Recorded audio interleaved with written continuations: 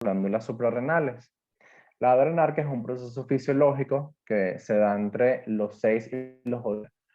Y este aumenta la producción de los andrógenos por parte de las glándulas adrenales. Es lo que ocasiona que en los niños de esta edad aparezca lo que es la bromidrosis o el sudor apocrino. Y en ocasiones se puede relacionar con la aparición de vello axilar o la aparición inclusive de acné. Por otra parte, la telar, que es el inicio del desarrollo mamario, por supuesto, en los pacientes femeninos. Recordar que en el paciente masculino el crecimiento del tejido mamario se denomina ginecomastia. La pubarquia y la axilar, que es la primera aparición de vello púbico y de vello axilar respectivamente. Y la menarquia, la primera menstruación.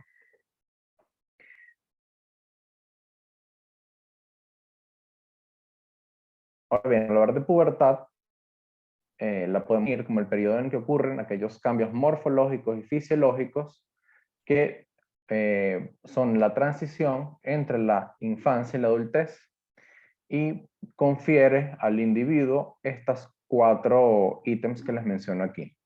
En primer lugar, durante la pubertad alcanzamos la capacidad reproductiva, alcanzamos lo que es la maduración sexual completa con el desarrollo de los caracteres sexuales primarios y secundarios, se da lo que es el masa ósea por adquisición de lo que es como tal la masa ósea, la mayor cantidad de calcio y de cristales de hidroxiapatita en lo que es esos largos, y se adquiere lo que es la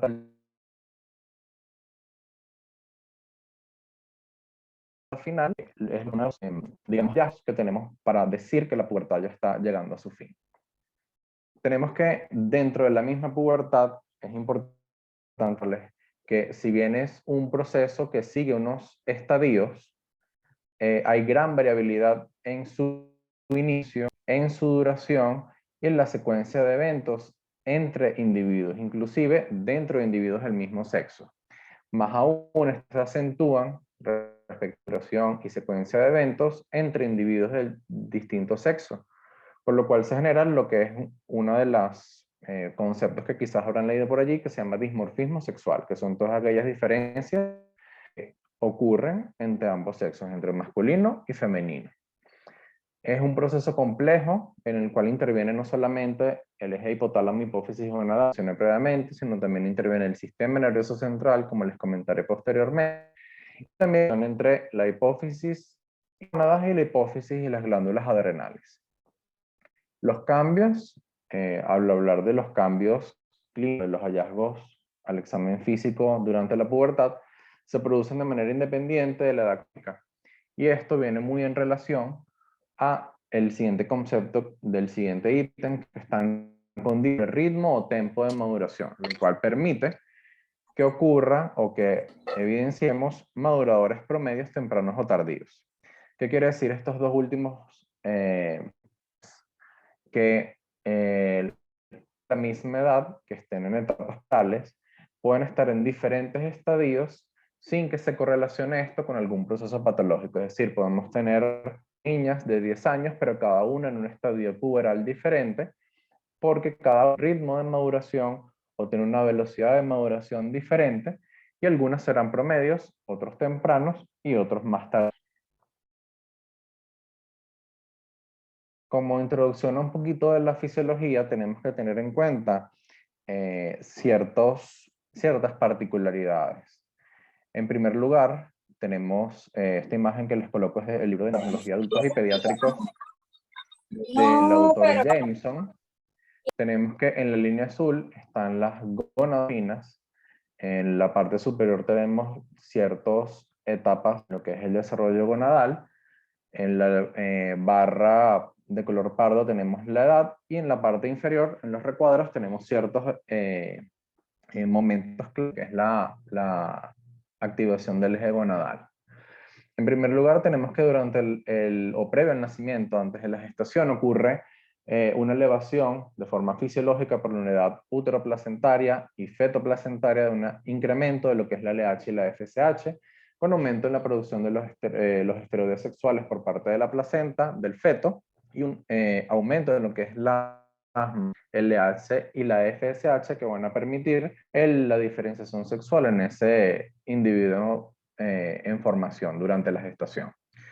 Posteriormente, con la disminución de esa producción o aporte de esteroides sexuales por parte de la placenta al feto, ocurre un incremento de lo que son los pulsos de GnRH, que es la hormona que secreta la hipófisis, el hipotálamo, para que en la secreten las gonadotrofinas. Y este primer incremento son las gonadotrofinas denominadas la mini pubertad.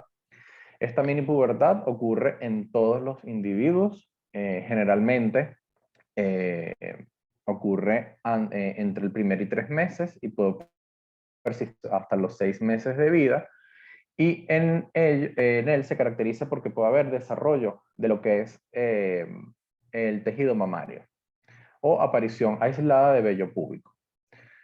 Posteriormente, justamente al finalizar la mini pubertad, ocurre un periodo de quiescencia. ¿Qué quiere decir esto? Que el eje hipotálamo hipófisis gonadal permanece dormido hasta que nuevamente reinicia en perales. Esa es la línea, lo que vemos aquí antes de que ocurra la adrenarquia. Como les mencioné antes, la adrenarquia se sucede entre los 6 y los 8 años y se da por el despertar de lo que es de las glándulas suprarrenales. Se relaciona en gran medida con lo que es el incremento del índice de masa corporal y la leptina en este momento, lo cual es un preámbulo a lo que es la pubertad. Entonces pudiéramos tener, desde el punto de vista clínico, una mamá que nos llega con un niño de 7 años, un niño o niña de 7 años, en lo cual ya refiere que siempre dicen que tiene violincito o que ha tenido que ponerle desodorante. Podemos decirle que pudiera ser una antesala a lo que es el inicio de la pubertad, la cual se va a suceder en etapas posteriores. Luego, al sucederse la adrenarquia, los pulsos de GnRH a nivel del hipotálamo comienzan a incrementarse, sobre todo desde el punto de vista nocturno. Esos pulsos incrementan en frecuencia e intensidad y son los que ocasionan la reactivación no solamente desde el punto de vista hipotalámico en la producción de esta hormona, sino también de la producción de FSH por parte de la hipófisis. Esto es lo que va a ocasionar el incremento de los esteroides sexuales, el inicio del desarrollo gonadal, el inicio como tal de la pubertad. Posteriormente, ya en la última flecha de color negro en la parte superior, tenemos lo que es la menopausia en la mujer o la andropausia en el hombre, con lo cual ya hay un decremento de lo que es la producción de las hormonas sexuales por parte de las gónadas, hay una senescencia gonadal y ocurre una elevación de las gonadotrofinas, pero esta parte ya es fisiológica y por supuesto se corre, que es el final, llegando al final de la vida o el inicio de la edad. Ya un poquito más profundo y como tal hablando de la pubertad, les mencioné que no solamente interacciona lo que es el hipotálamo, hipófisis, gónadas y adrenal, sino también interviene en lo que es el sistema nervioso central. Y súper importante, está involucrada la leptina, que es una hormona producida por el tejido adiposo. Tenemos aquí en la parte superior que las neuronas KND, ellas se encuentran en el hipotálamo, son las recientemente descubiertas responsables de tener el tono inhibitorio sobre lo que es el hipotálamo, hipófisis y las gónadas.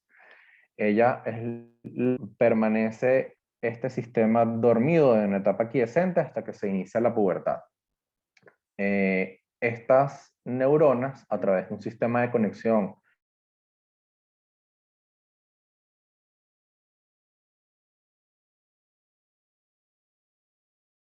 se sintetizan estas proteínas transcritas por el gen KIS1, la neuroquinina B transcritas por el factor de transcripción TAC3 y la dinorfina. Estos tres elementos, las quispeptinas, la neuroquinina y la dinorfina, son los que van a ocasionar que la neurona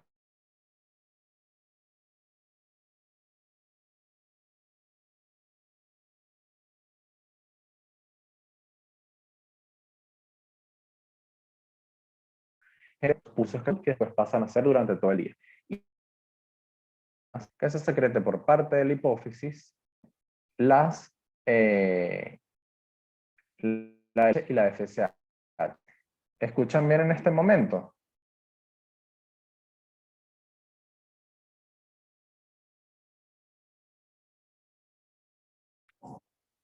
Sí. Ok, ¿ya está? Ok. Les comentaba que para resumir un poquito, las cispeptinas, neuropinorfina, son neuropéptidos entre las neuronas que están en los núcleos suprahipotalámicos, se comunican con las neuronas de GNRH, y estas neuronas productoras de GNRH son las que van a posteriormente estimular a la adenopófisis o hipófisis anterior para la producción de las gonadotrofinas, LH y FSH.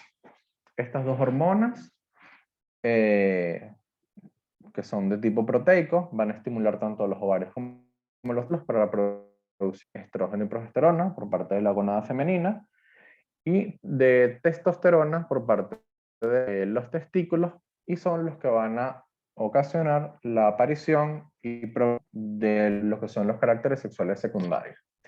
Ahora, ¿cuál es el papel de la leptina en todo esto? A nivel del sistema nervioso central hay unos receptores de leptina, en los cuales, primero, para que pueda sucederse toda esta cadena de eventos, tiene que haber una reserva energética suficiente para que pueda iniciar. Recientemente descubierto, y desde el punto de vista fisiopatológico, una de las razones por las cuales el paciente desnutrido o el paciente con anorexia o con bulimia no inicia la pubertad se detiene, ya que no tenemos suficiente tejido adiposo o reservas energéticas y calóricas que produzcan la leptina, y ocasiona que no se dé esta cadena de eventos desde el punto de vista neurohormonal a nivel de núcleos clínicos, como la progresión de la cascada de los eventos posterior a esto. Un poco desde el punto de vista respecto a lo que es la maduración sexual, ¿cuáles son los métodos que tenemos para evaluarla? En la década de los 50 y 60, los investigadores británicos Tanner y Whitehouse se propusieron a la de los caracteres sexuales secundarios en los pacientes, eran pacientes de un orfanato en Inglaterra. Ellos se dedicaron a evaluar la cronología y secuencia de eventos de la aparición de la glándula mamaria, el vello axilar, las características de los genitales y del vello púbico, con lo cual surgió posteriormente lo que es la conocida al día de hoy la escala de Tanner. Estos investigadores, James Tanner y Reginald Whitehouse, sirvieron de asesores en el Estudio Nacional de Crecimiento y Desarrollo Humano en el Proyecto Venezuela, por lo cual todos los investigadores es bastante, digamos que empapados en lo que es la metodología en la escala y en lo que es la maduración sexual y ósea, y fue lo que permitió que hoy nosotros tuviéramos unos parámetros de referencia en la población venezolana en lo que respecta no solamente a crecimiento, sino también a la maduración sexual y ósea. Posteriormente, en la década de los 60, un endocrinólogo pediatra suizo denominado Andrea Prader desarrolla lo que es el orquidómetro. Se los va a mostrar posteriormente. Es una sucesión de esferas, en este caso de plástico o de madera, los cuales vienen con un tamaño equivalente a un volumen testicular, es lo que permite determinar, como mencionaré posteriormente, lo que es permite marcar el inicio de la pubertad en el varón, desde el punto de vista clínico, por supuesto. Ahora, al hablar de la descripción de la escala de Tanner en niñas, Tanner describió, como les mencioné, el vello púbico y el de la glándula mamaria. Cuando hablamos del Tanner estadio 1, nos referimos a niños prepuberales, es decir, todos los niños que no han iniciado la pubertad.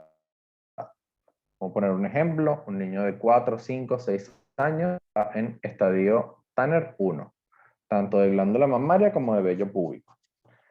Las niñas, lo que indica o lo que marca el inicio de la pubertad es el estadio 2 de glándula mamaria. En este estadio 2 se caracteriza por lo que es la aparición del botón mamario y la protrusión de la areola y del pezón. esta protrusión de la areola y el pezón puede ser unilateral, a veces que las mamás nos pueden referir que solamente tiene un desarrollo, el desarrollo de una de las mamas, y es completamente normal porque posteriormente inicia la mama contralateral. Regularmente pudieran iniciar las dos. Continuando con el estadio de la glándula mamaria, tenemos el Tanner 3, se caracteriza por crecimiento a la par de lo que es la glándula mamaria, la areola y el pezón, por lo cual las tres quedan confluyendo en una misma pirámide. La vamos a ver como una sola unidad. Para recordar, se parece a una mama adulta, pero de características infantiles, un poco más pequeña. El estadio 4 se parece mucho al estadio 2. ¿Por qué? Porque la areola y el pezón sobresalen. Entonces tenemos la aparición de un doble mama. Esa es la característica del Tanner de glándula mamaria 4. Y por último el estadio 5, en el cual ya el crecimiento de la mama es parejo, la areola retrocede y solamente protruye el pezón. Entonces, les hago el repaso. Tanner 1 prepuberal, Tanner 2 botón mamario, Tanner 3 es como la mama adulta pero más pequeña en una sola pirámide, el Tanner 4 es el doble montículo, Tanner 5 es el estadio adulto. Como les comenté, el estadio 1 de Tanner es prepuberal, no hay aparición de vello púbico, teniendo en cuenta que la aparición o las características de este vello se denomina vello terminal. El vello terminal es un vello grueso, alargado, puede ser liso o puede ser enrollado y oscuro. El vellito o el lanugo que algunas veces algunos pacientes pueden tener o que pudiera evidenciar en algunos niños que son, valga la redundancia, velludos, pudiera ubicarse en el tórax posterior, en brazos, en piernas, no corresponde a un vello sexual. En el estadio 2 de Tanner es la aparición de vellos características en lo que es el borde de los labios mayores. El estadio 3 hay crecimiento en volumen y distribución hacia el área del pubis.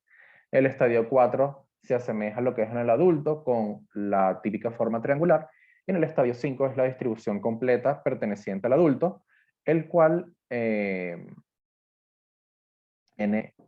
pudiera ubicarse hacia la cara interna del muslo o dirigirse un poco hacia la línea alba. Entonces, repasando, el Tanner 1 de vello púbico prepuberal, el Tanner 2 aparece los vellos largos, que pueden ser lisos o rizados, oscuros y gruesos en los labios mayores. El Tanner 3 crece en distribución y hacia el pubis. El Tanner 4 es la distribución triangular parecida al del adulto, pero menos abundante. Y el 5 es la distribución ya como tal, pudiera extenderse a la cara interna de los muslos o dirigirse hacia el ombligo, hacia la línea alba. Pero también, no solamente lo podemos escribir con el estadio de Tanner, sino que también hay otros cambios que se suceden desde el punto de vista clínico que podemos evidenciar. Aumenta el tamaño de los labios mayores y menores, la de la vagina se hace más gruesa y adquiere una tonalidad mate, y aumenta el grosor del himen.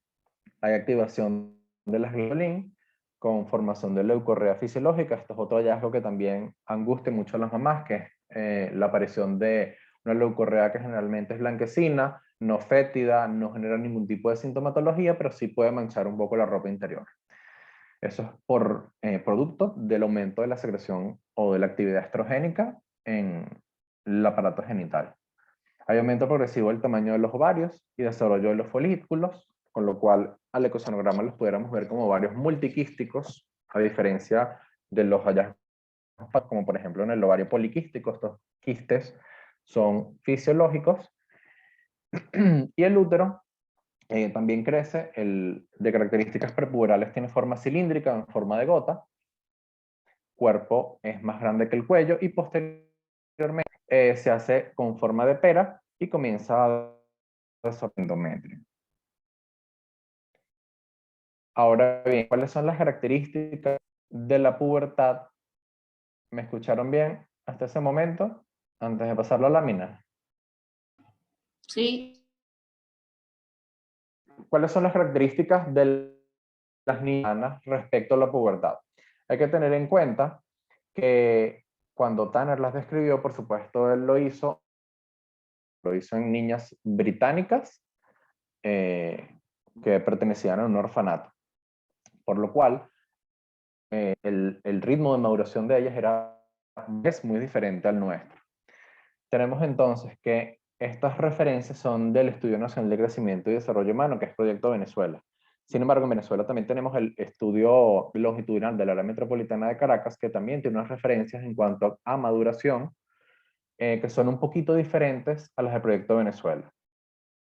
Siempre y cuando tengan claros cuáles son los periodos de cada uno, no hay ningún tipo de, no importa con cuál referencia se queden, siempre y cuando tengan que van a utilizar la misma referencia para realizar su examen clínico y para poder referir a un paciente en caso de lo que lo requiera. La glándula mamaria, el inicio del desarrollo, el estadio de 2, que lo marca la pubertad, se da entre los 8.5 y los 12.9 años. Es decir, que las niñas venezolanas comienzan su pubertad entre los 8 años y medio y los 12 años, casi 13 años. La duración aproximada desde que inicia finaliza la pubertad es un promedio de 5.9 años, puede haber unas variaciones entre 4 años y medio y 5 años y medio de duración completa de la pubertad. Es decir, que si una niña comienza la pubertad a los 8 años y medio, si le sumamos 4 años, la finaliza más o menos a lo que les comento aquí, el desarrollo completo entre los 12 años y medio, 29 años y los 20.9 en aquellas niñas que comiencen más tarde. La media del desarrollo completo o la media o el promedio en el cual las niñas ya han finalizado o cercanos a finalizar la pubertad. Entonces, repasando, la glándula mamaria inicia o el inicio puberal en las niñas venezolanas comienza entre los 8 años y medio y los 12 años, casi 3 años. Una duración entre 4 años y medio y 5.9 años. Y el desarrollo completo a los 16.7 años. Por parte, vean que comienza aproximadamente un año y medio después del inicio del desarrollo de la glándula mamaria. El BP2 o el estadio de Tanner 2 se da entre los 9.2 años y los 13.6 años, con un promedio de aparición del vello púbico, años y más o menos 3-4 meses. Por otra parte, el vello axilar, es decir, el A2, inicia más o menos también un poquito más tardío que el vello púbico, generalmente 1 año y medio a 2 años posterior al inicio de la telarquia, pero puede haber una variación entre los 9.7 y los 14.6 años, con una media de aparición 1 año después que el vello púbico, a los 12,18 años.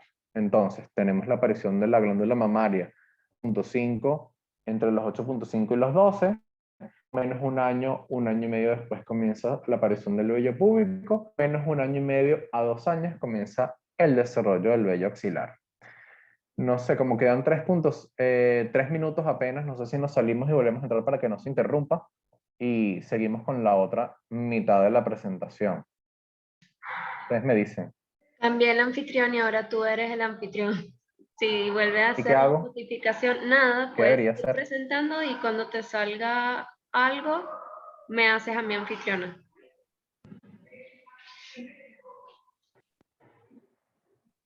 Pero puedes seguir con la Ok, presentación, está no bien. se importa.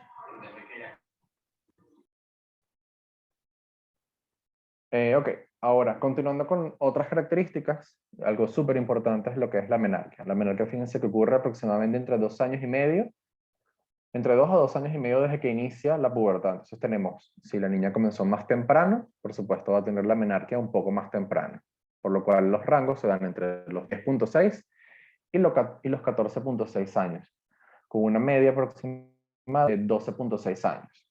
Fíjense que, voy a devolver a la anterior, 8.5 y 12.9, si lo sumamos los 2 años, tenemos los 10.6 y los 14.6 años. Entonces la menarquia generalmente se sucede aproximadamente 2 y 2 años y medio posteriores. En promedio, la menarquia ocurre, yo creo que sí. Creo que es mejor para darle corrido a la segunda mitad.